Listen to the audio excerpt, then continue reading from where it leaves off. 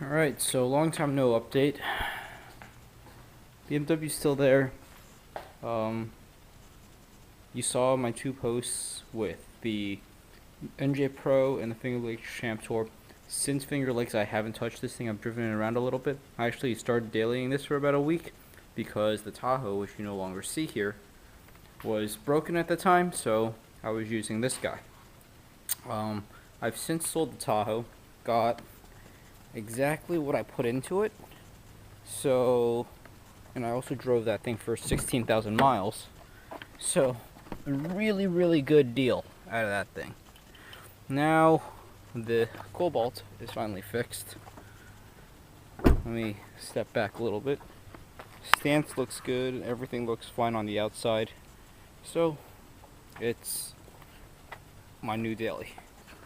I spent the past couple weeks, basically since I bought it in November, just fixing it up here and there, but I really put a big push on it the last couple weeks. Things that I have done, a lot of things you can't see, but thermostat's in and the O2 sensor issue was fixed. There was really nothing wrong with it besides I think a bad contact, because I took apart the whole harness and back probed everything to make sure it was working. It was working, so then when I put everything back together, all my emissions readiness monitors cleared, and well, this thing is now inspected, as you can see in that corner right there. NJ inspection. Bled the brakes. Brumbos are awesome, easy to service too. I love the brake feel on this thing, even with like no name pads. The other thing that I had to do recently, which really helps with the functionality of this thing, I got keyless to start working again. Not in this one, obviously. But this thing is what a lot of people have an issue with. Let me put you guys down so I can get this thing out and show you what's actually happening. So basically, a lot of these fobs have an issue where it's either this board is broken, and sometimes it's like the contacts, this, and this for the battery. Otherwise, you have an issue where this thing, these rubber carbon pads don't work, as in they don't contact the board here properly. Now there's a online fix which is about 18 bucks, but when I looked at it I was like, hey, I can make this myself. It's just a thin, I don't even know, piece of plastic sheet and then aluminum tape that overlay the carbon pads, cut it to fit so it slides right in, and then this goes on here like so. Sorry, I'm looking through the screen while I do this, and then the cover goes back on. So now this specific one doesn't work still, which I have a feeling might be the battery, but this guy right here, my other set of keys, works fine. Yeah, so hopefully you can hear it.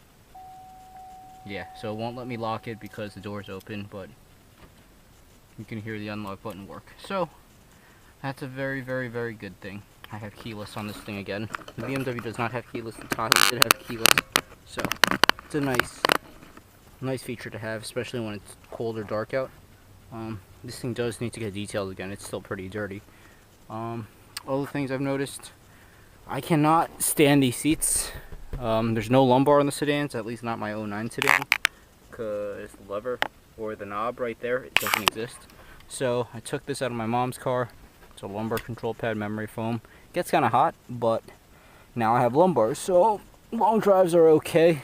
iPod connectivity is super nice on this thing. I'm really thankful for that. The steering wheel feels great. Nice thick steering wheel, kind of small, so it's good. The shift lever, I finally did the transload with some factory AC Delco stuff, and it shifts smooth now. It used to be super notchy and super hard to get into gear. Now it is perfectly fine. And I replaced the cabin air filter, which is back there somewhere. And I threw in some peppermint oil, like peppermint essential oil, onto the filter. I think I did 20 drops or something, so while I drive along I get this nice little faint smell of peppermint, so that's super nice to have.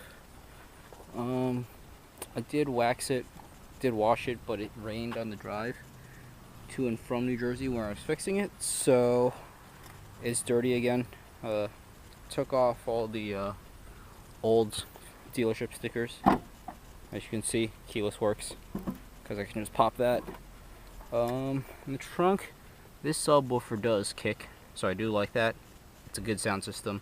It doesn't have a spare tire, and all the stuff is gone besides the jack, so I'm kind of bummed that like this thing has poked through the floor, like the post that everything secures onto. So I'm gonna have to go to the dealer and get one of these things. I think it's like $10 online, so it's not a big cost. Besides that, this trunk sucks, by the way. It's a fairly large trunk, but the opening is super tiny, so I can't get any of my bigger coolers in. So I am thankful it has fold and rear seats, so I can actually put stuff in. The rear seats are pretty good. Again, they're dirty, but can't really do much about that. Fold down rear seats are nice. Let me pull this guy out. Yeah.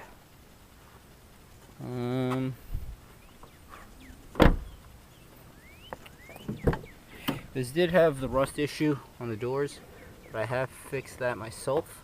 The other thing I want to do is, the factory recommends you take some clear vinyl tape and just tape alongside the bottom so that these rubber seals do not rub off the paint again. So that is one thing I do have to do. This was suede. It is now matted down. If anybody has some tips on how to clean this to make it normal again, I'd be very grateful. Otherwise, I'm just gonna try like do a brush and some very light APC and see if I can rub that off or rub it back, just like more like this. Even this is starting to wear down, so I might start to just do maintenance on this and just skip this because this might be a lost cause. Yeah. Besides that, there's not really much to this thing. It's pretty dirty still, so it still needs a detail. Under the hood is bone stock. But yeah, this should be my daily for the next couple months until I get bored of this or this thing becomes unreliable or whatnot. I am very undecided whether or not this thing deserves a set of tires, a sway bar, and an alignment. Because those three things might just make this thing a kind of fun weekend daily driver and weekend track rat / autocross car. It uses the same size Falcons as like the spec coupes, so it might just get a set of cheap 17s and some Falcons, good wear, still good, decent daily tiring, and still track it. I'm gonna skip like conies and all that stuff for now because looking at it, the shocks are brand new. I did put in the original FE5 stuff again. It had some like Monroe quick struts which came with the spring, and this front right head was jacked all the way up. There's still one clunk left to fix on this thing, and that's the sway bar bushings, which I'm also going to get at the dealer along with that spare tire trunk panel support so it doesn't poke through the carpet. Otherwise, yeah, this thing is good. Fun little car, quiet, easier to drive than Tahoe. It's getting me 30 miles per gallon on the highway. So, I said I was going to sell this. Still is for sale if anybody's interested, but I'm going to be dailying this for now.